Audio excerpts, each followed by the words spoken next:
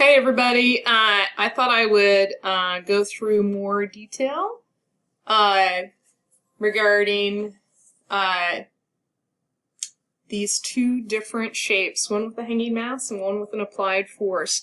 I think the conceptual probably resolved most of it, but I'm gonna go into the math because we love the math. So let me get this up and hopefully I can do it in a decent way.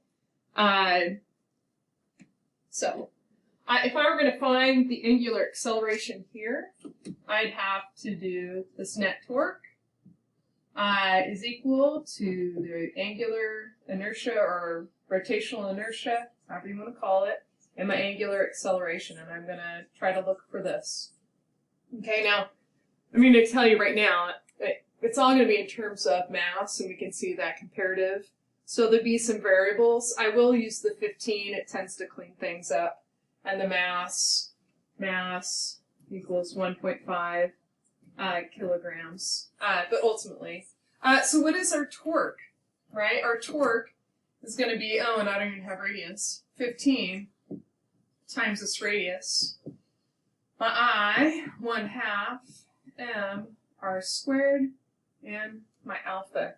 I think the purpose of doing this work is just so you can see when we do a system approach that we can actually compare and connect the two different things we evaluate. So ultimately, I get this. Alpha is equal to, what is that, 30 divided by mr, if I did the math. Okay. Before, on the earlier video, we started looking at, instead of the system, now I remember when we had, I don't know if you guys remember this, we had a hanging mass and a pulley. That pulley was basically, we'd say massless, and it didn't have rotational inertia, so we didn't take that into account. What we ended up doing was doing this, what I call inception. I still have to get the video for that. And we said which way was pulling and so on. That was the way we could do the system. But this one's a little bit harder because I've got rotation and rotational inertia. Okay? So if I'm looking at, right, this state, okay, I've got, so system 1, I'll say 1 here, right, I've got my net force is equal to mass times acceleration. So that's force of gravity minus force of tension equals mass times acceleration. So what was that? 15 minus force tension equals 1.5 times acceleration. So if I wanted, ultimately I'm going to have to solve for one of these, but 15 minus 1.5 A equals my force tension.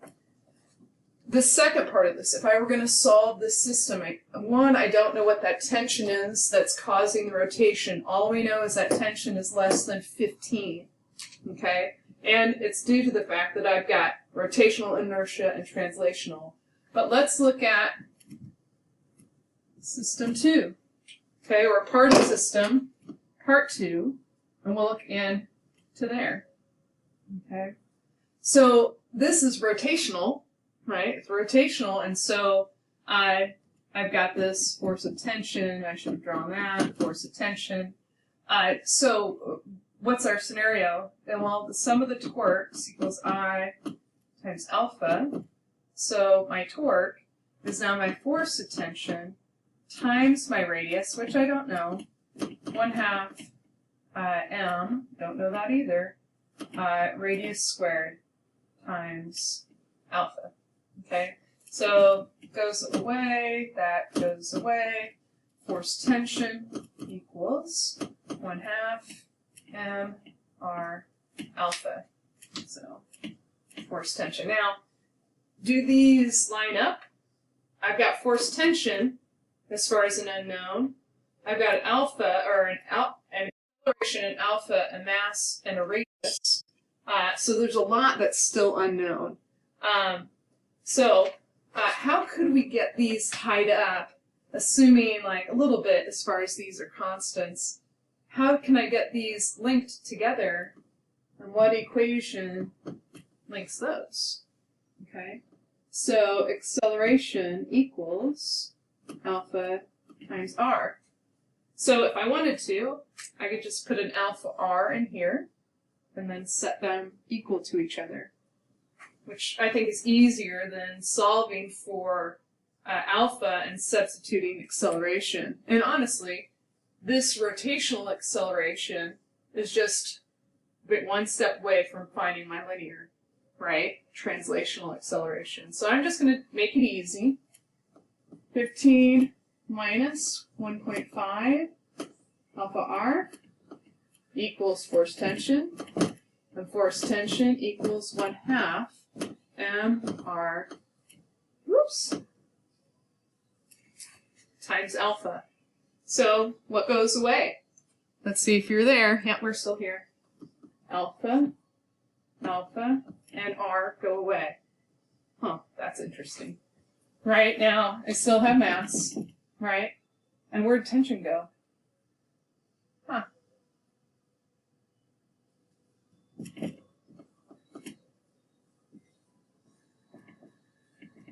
Oh, I did that wrong. Stupid math. I can't believe I did that. I was like, what's going on here?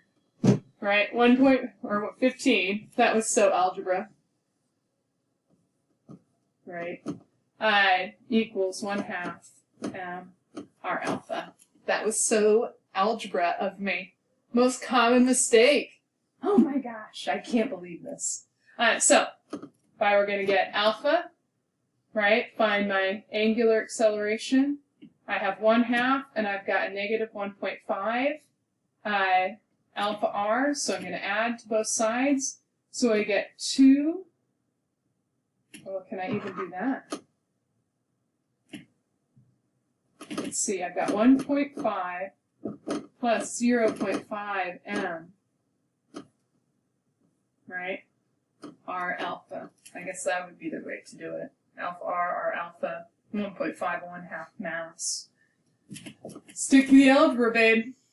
Okay, so 15 divided by 1.5 plus 0.5 mass times R equals alpha.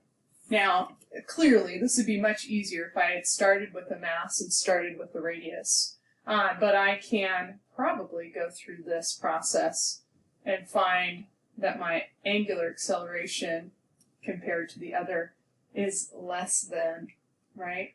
So what I wanted to show you, ultimately, is how do I look at this in a system, right? Or not in a system, but I break my system into two parts. I evaluate the translational, I evaluate the rotational, and then how can I link them together, right? How can I link them together?